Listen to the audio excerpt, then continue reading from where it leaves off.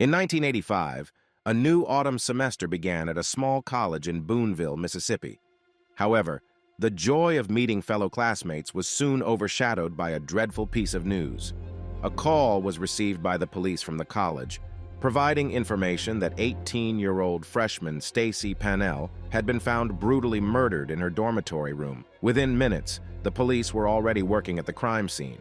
The room where the student was found was illuminated only by the dim light of a decorative bar sign, serving as an adornment. By turning on flashlights, the officers were able to discern blood everywhere, on the girl's head, the floor, the bed, and even the walls. The first examination of the body provided the investigators with little information. The girl's shirt was lifted, and her undergarments were displaced, only held on by her left leg. Evidently, she had been violated, after which she was killed with a wooden rifle that was lying on the floor beside the bed. This rifle belonged to Stacie herself, which she used during parades. The rifle was wrapped in a towel, as if the killer tried to erase their fingerprints from it. It was also interesting that someone had cut the protective screen on the room's window. The other part of the screen was lying on the ground directly beneath the window from the street side. Investigators concluded that the killer had entered the room through the window, violated Stacie, and then killed her with her own rifle. Stacie Diane Pannell was the eldest of 3 children in her family. The 18-year-old student was described as a friendly girl, always ready to help a friend. She was part of the marching band in her high school years and was so passionate about it that she continued her involvement in the band in college. Overall, the impression was that everyone loved the freshman, yet someone wished her harm. The detectives began the investigation with an interview of Stacie's roommates, Amy Wheeler and Stephanie Lynn Alexander. Amy recounted that she returned to the dormitory around 2:30 in the morning. She left her keys in the room and couldn't get in, so she knocked on the door and called Stacie's name, but there was no response. She then went to the neighboring room 112 and knocked. On that day, Stephanie was unwell and had taken strong painkillers, making her very drowsy. Nevertheless, Amy managed to wake her up, and she let her in. A unique feature of the dormitory was that there was a shared bathroom between the 2 rooms used by all the girls, and through it, Amy could enter her room. She entered the room first and noticed Stacie lying on the bed. Turning to Stephanie, who was standing right behind her, Amy said that something was wrong with Stacie. One of the girl's legs was hanging off the bed, a pillow rested on her head, and she was in such a strange position that the friends speculated she might have had too much to drink. Only when Amy attempted to adjust Stacie more comfortably did she notice bloodstains. Amy immediately contacted the campus security. The autopsy of Stacie's body revealed a horrific scene of what transpired that night. The killer struck her with the wooden rifle so violently that it pierced her skull and tore the skin from her ear. The victim endured numerous blows, but did not die instantly. Surprisingly, there were almost no defensive wounds on her, indicating that either she was not expecting the attack or did not have time to defend herself. To the police's surprise, the results showed that there was no sexual assault on the young woman. However, it was evident that the perpetrator had touched her clothing while undressing her, potentially leaving behind a DNA sample. But DNA analysis was not yet conducted in those years. There were no fingerprint databases either, so the police had to take fingerprints from all the boys who had ever entered the girls' room, such as when they were invited to parties, as well as from members of Stacie's group. The dormitory was not a home where only a few family members lived. In college, people constantly came and went. As a result, forensic experts conducted extensive work, which, unfortunately, yielded no results. Therefore, the police turned to the FBI for help in creating a profile of the killer. They determined that the perpetrator was a strong and sturdy man between the ages of 20 and 24. Most likely, he had no previous run-ins with the police or prior legal troubles, and he took the opportunity to attack the girl because he either studied or worked at the college.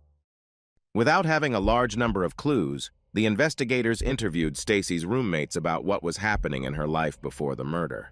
They found out that she was dating a guy named Tommy Osborne, and after the band rehearsal that day, she met him as usual.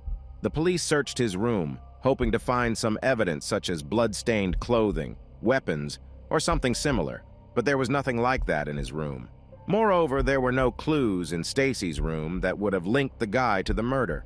No hair, no fingerprints. Having crossed off Stacie's new boyfriend from the list of suspects, The police asked her parents if she had any old friends she had recently broken up with, and such a person was found. Ben Cox was Stacie's boyfriend in high school. The young people dated all summer before Stacie went to college, and Ben even gave her a ring. But when she arrived for her studies, Stacie decided that she no longer wanted to be engaged to Ben. This greatly upset the guy, and he even refused to take the ring back.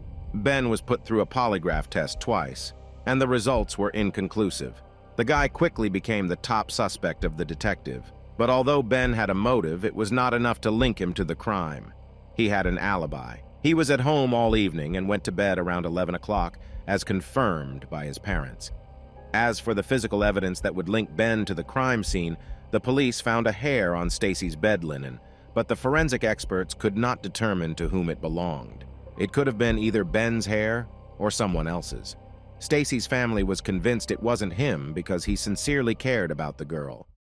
Whoever the killer was, besides wiping the murder weapon, he left few clues.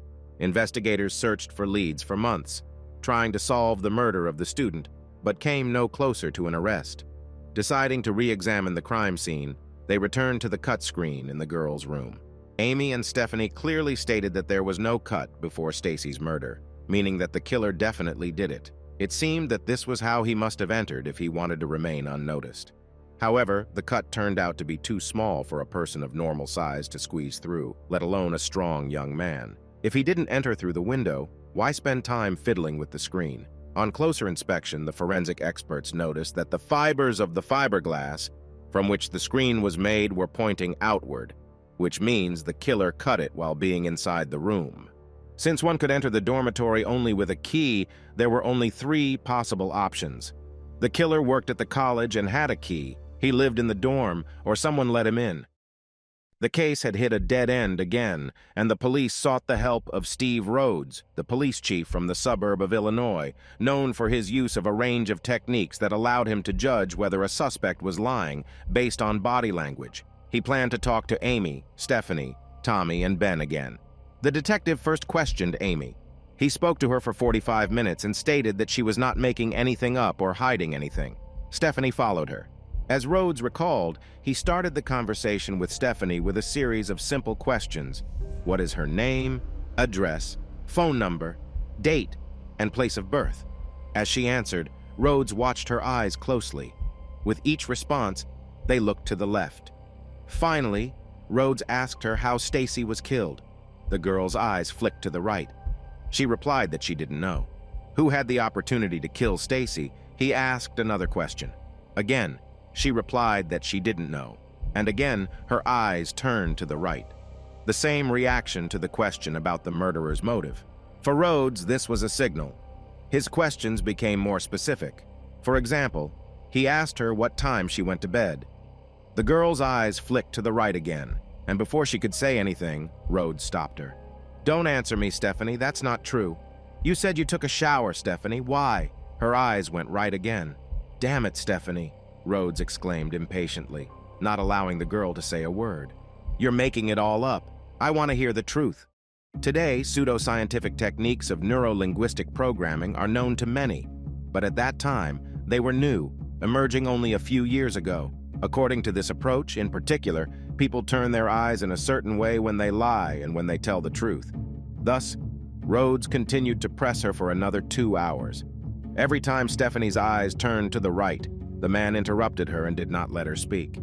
Every time she looked to the left, he allowed her to continue, encouraging her. So word by word, he forced her to confess that she killed Stacie in the heat of an argument and sign a confession. Stephanie confessed that she went to Stacie's room to chat. The girls were discussing their boyfriends. Stacie asked what Stephanie thought of Tommy Osborne, and when she said she found him a nice guy, Stacie erupted and demanded that she stay away from him. She rudely insulted her friend and slapped her. Stephanie responded in kind. Stacie grabbed her by the throat and started to choke her. It was at that moment that Stephanie allegedly grabbed a rifle and hit Stacie on the head 3 times. Since there was blood everywhere, Stephanie took a shower and changed her clothes. She placed a pillow on Stacie's head, cut a part of the screen on the window, and burned the cut piece and her shirt in the bathroom with a lighter.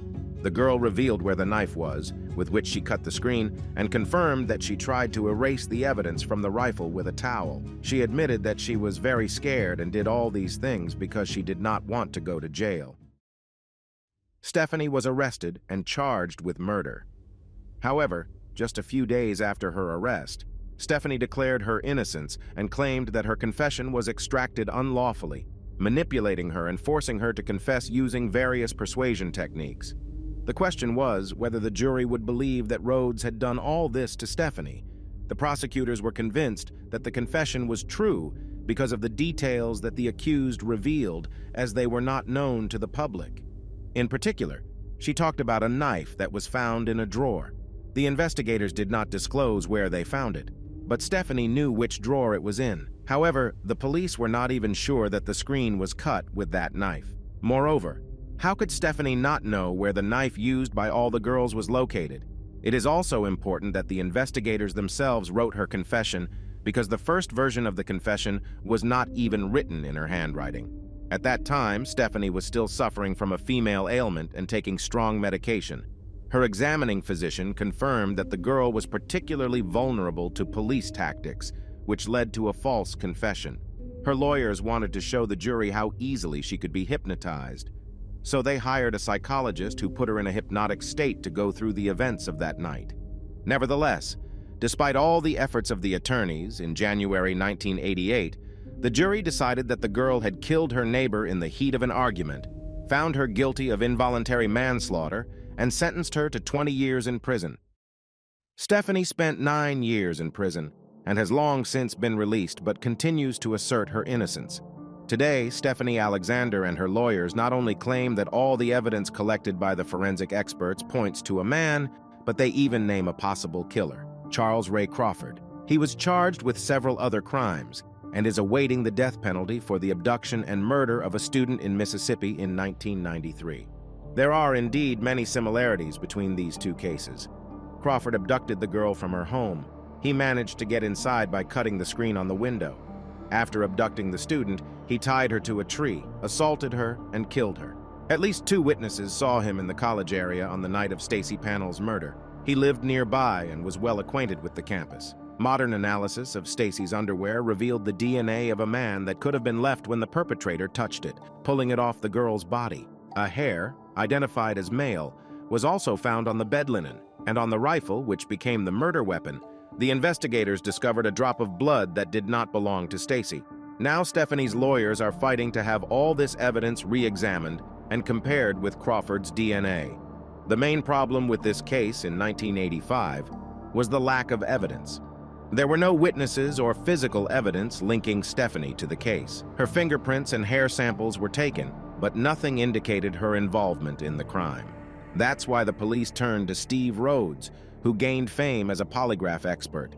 The detective supposedly could determine if a person was lying just by where their eyes were directed, which is considered completely unscientific even today. The detective did not allow Stacie to speak, finish a sentence, and simply pressed her, stating that she was lying.